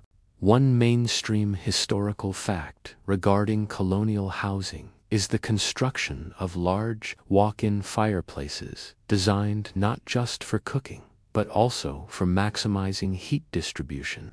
These massive structures, often consuming a significant portion of a room, underscore the centrality of fire to colonial life and comfort. The very architecture of the home was built around the necessity of warmth, implicitly guiding sleeping arrangements towards its source. A quirky tidbit concerns the potential dangers of sleeping too close to the fire. While warmth was sought, there was always the risk of sparks, embers, or even carbon monoxide poisoning from poorly vented fires. People developed practices like covering embers with ash to keep them glowing safely overnight, but accidents certainly happened.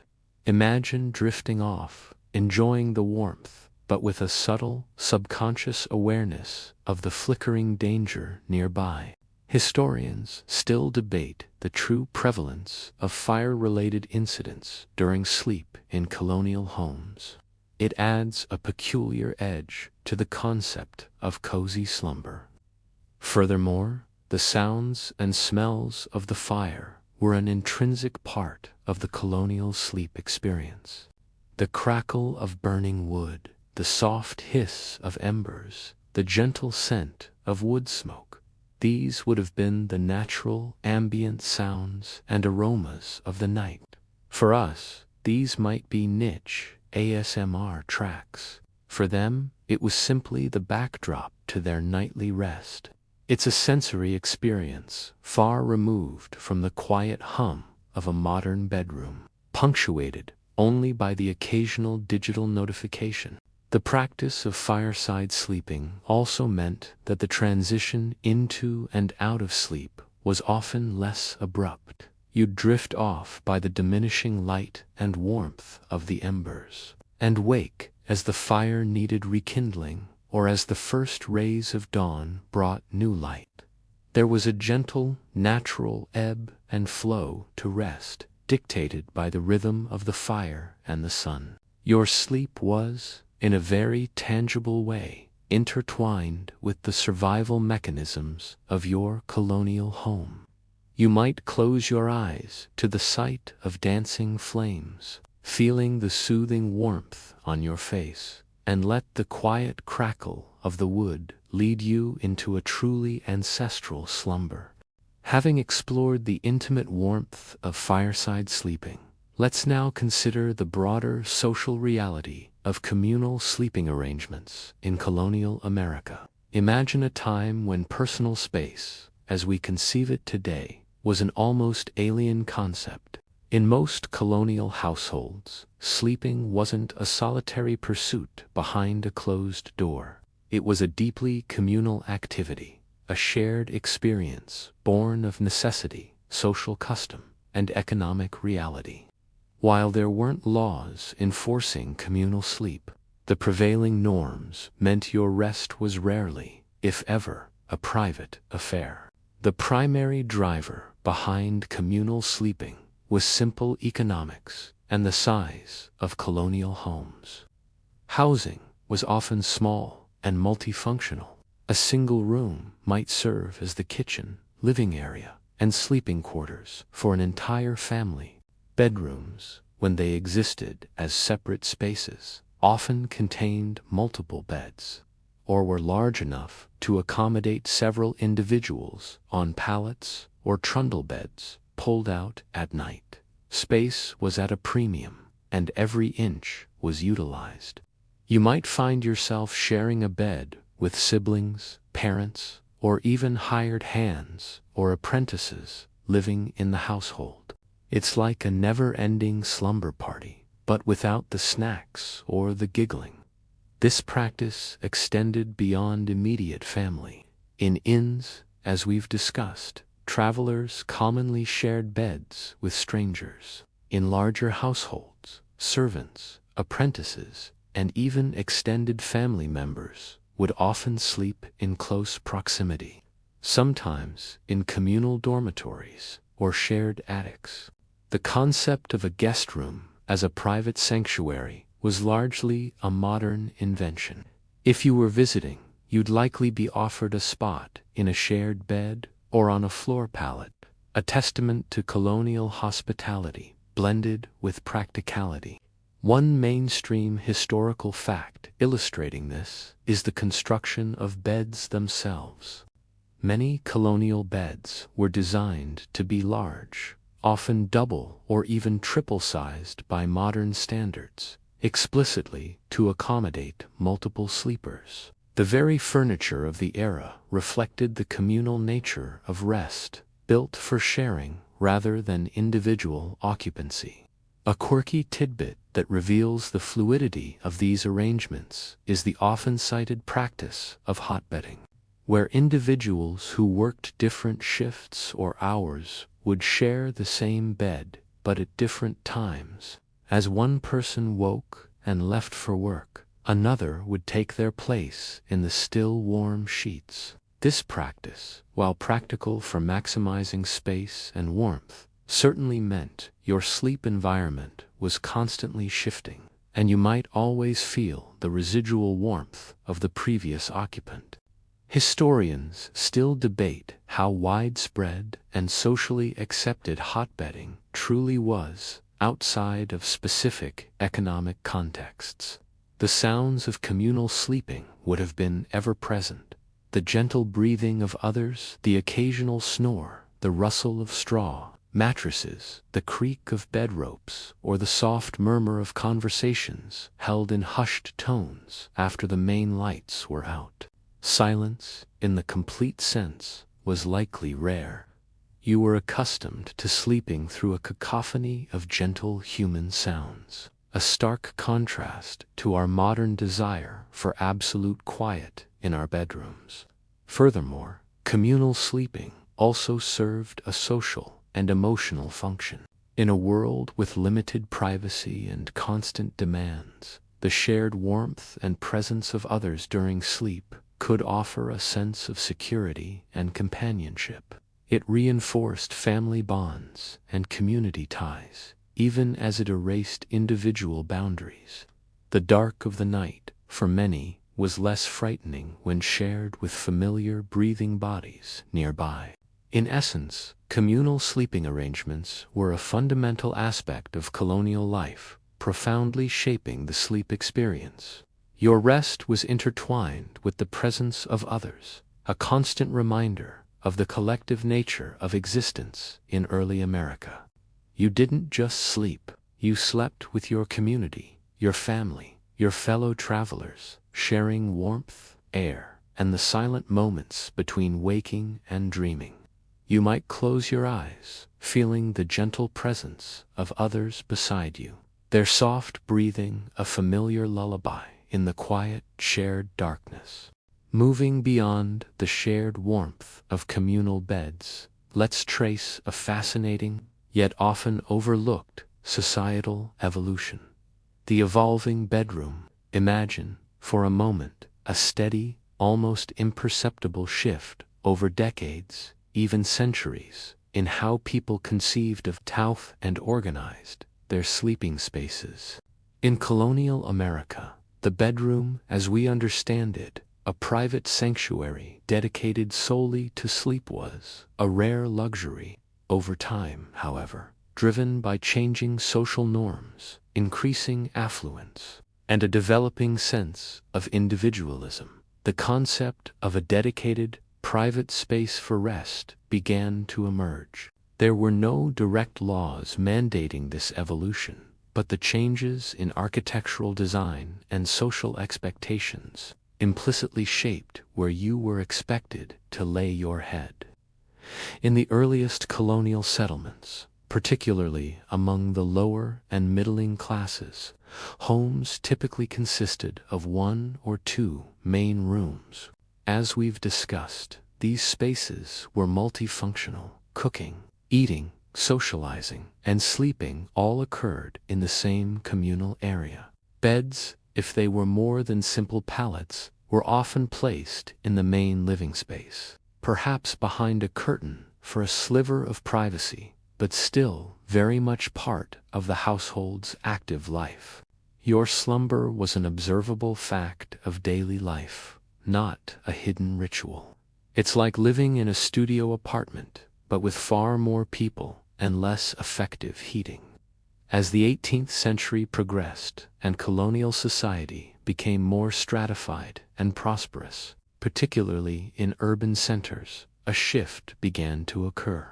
Wealthier families started building larger homes with more specialized rooms. This included the introduction of dedicated bedchambers or lodging rooms. These were distinct spaces, often on an upper floor, intended primarily for sleeping, and sometimes for dressing or private contemplation. This marked a significant departure from the earlier communal arrangements, signaling a growing desire for personal space and privacy.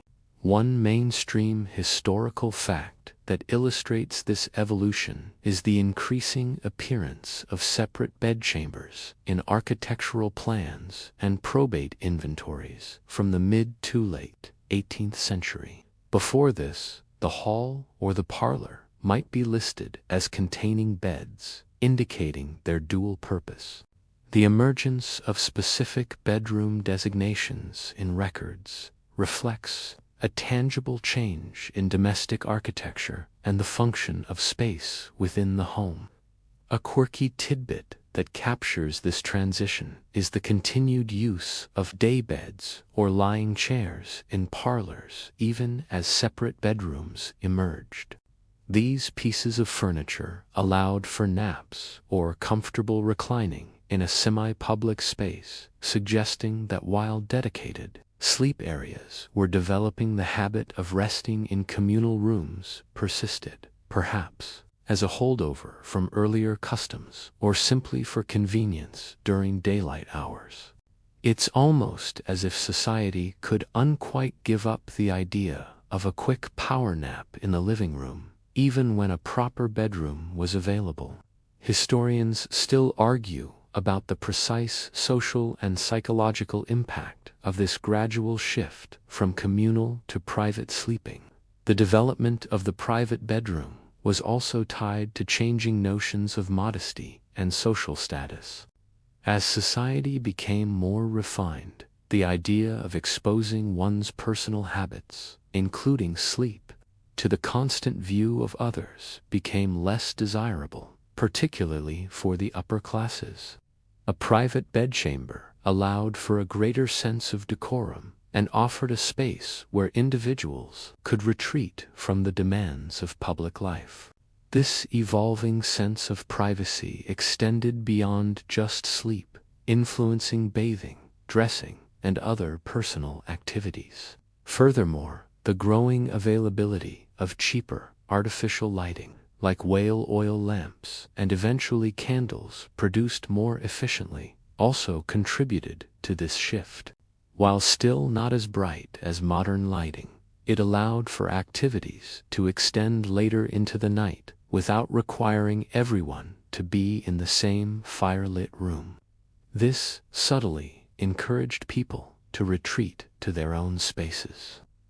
Ultimately, the evolution of the bedroom from a communal sleeping area to a private sanctuary was a slow, uneven process throughout colonial America.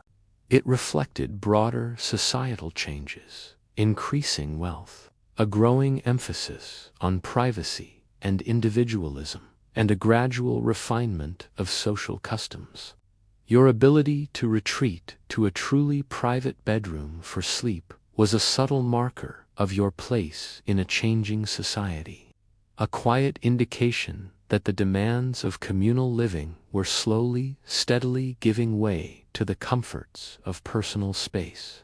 You might finally close the door to your own private chamber, realizing that your sleep was becoming less a public spectacle and more a personal refuge, a quiet corner in a world that was slowly but surely embracing the notion of private space.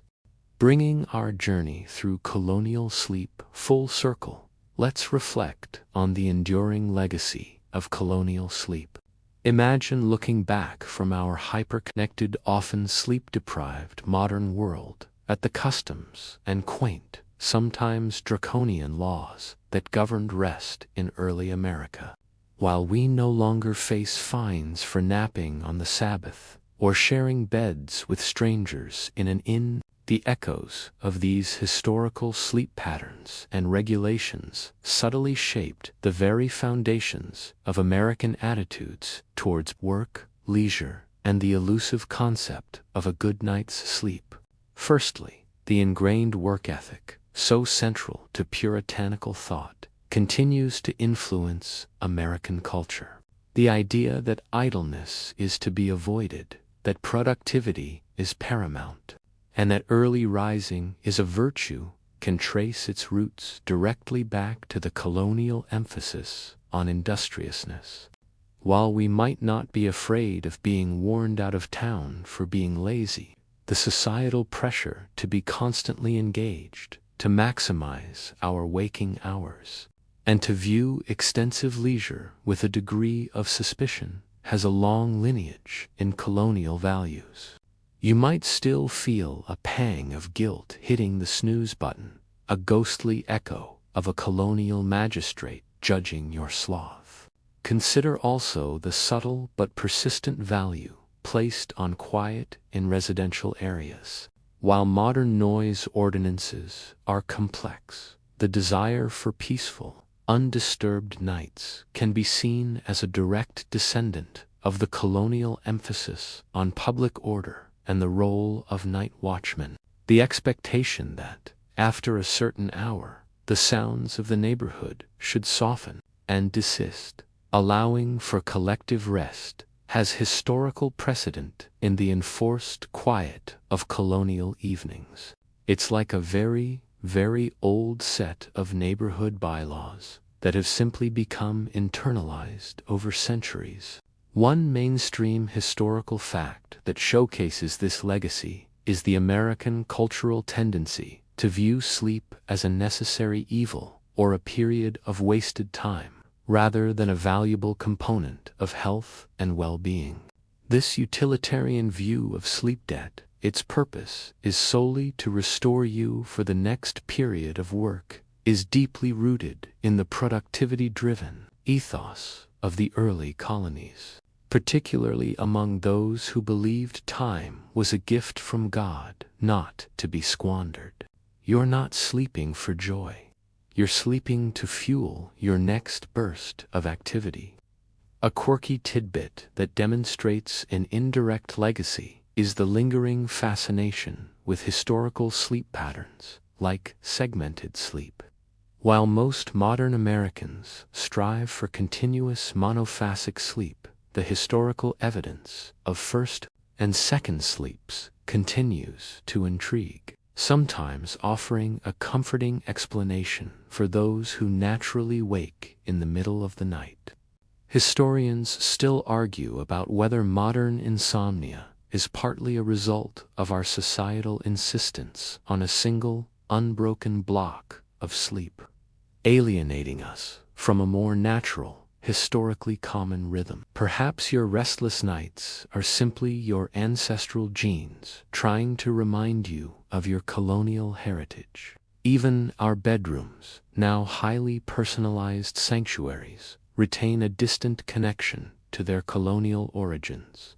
The shift from communal sleeping to private chambers reflects a fundamental change in how we view the individual versus the community.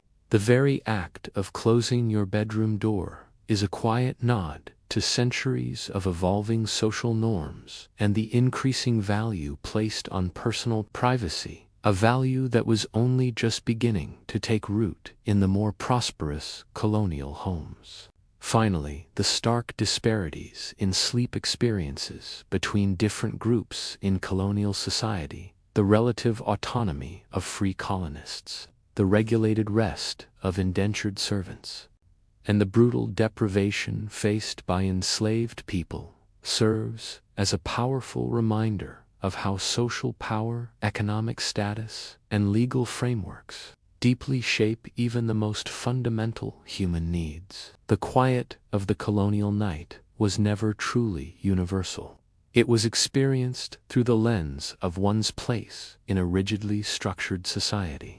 As you prepare to truly drift off tonight, consider the quiet journey we've taken through colonial sleep. From the watchful eyes of curfews and watchmen, to the shared warmth of hearths and beds, from the strictures of religious observance to the brutal realities of forced labor, sleep in early. America was a far cry from the individualized, comfort-driven experience we cherish today. It was a reflection of necessity, community, discipline, and often profound inequality.